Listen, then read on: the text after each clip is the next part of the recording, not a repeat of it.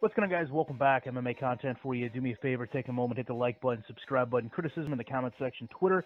Shutdown Safety is my username. Lionheart Smith is his username. Here to talk about the ban since 1997 of MMA in New York. Today, it was actually passed 113 to 25. It only needed 76 to let MMA back in to New York. Anthony, what does it mean to you to hear this news today?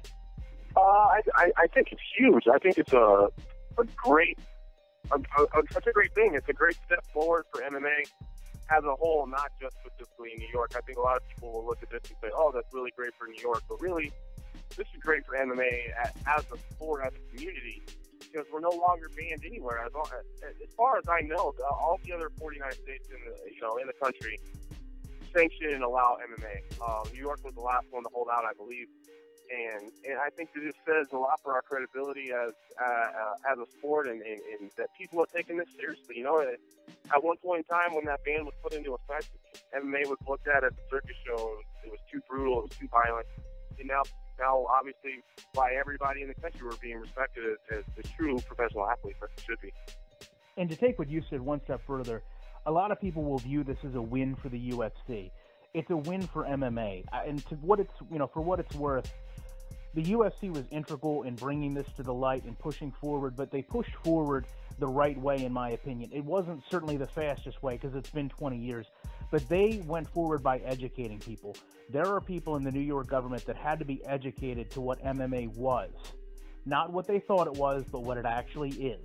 And that's what helped this get pushed. Now, you look forward to what we're looking at with UFC. We've already heard Bellator. There's obviously a lot of promotions in Philly, in New Jersey that could come over. It is set to be an August 1st lift, as long as everything is signed and sealed the way it should be.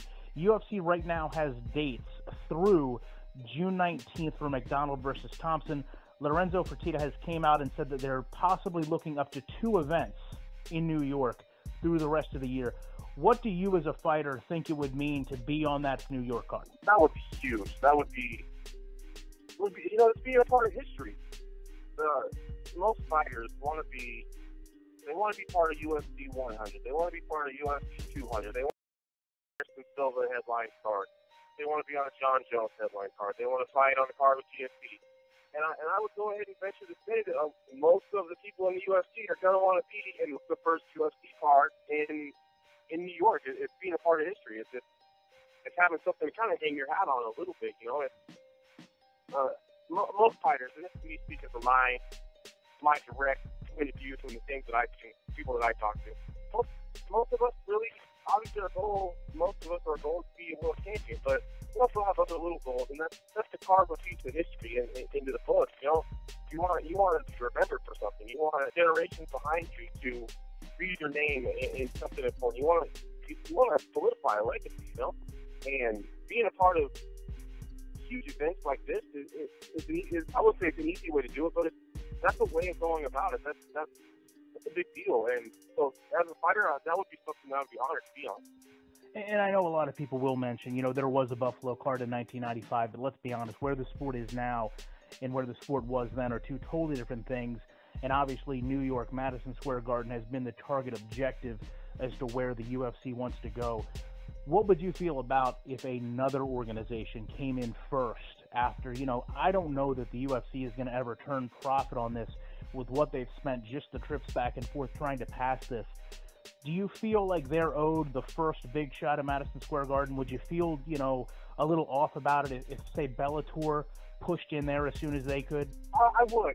And that has nothing to do with me being a fighter in the UFC. That has nothing to do with the Bellator versus UFC thing.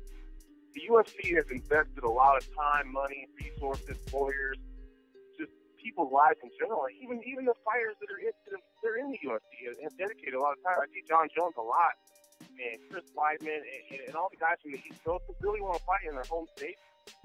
Really pushing hard for this. I think that they, like as you said, that it just does a lot for the MMA community as a whole.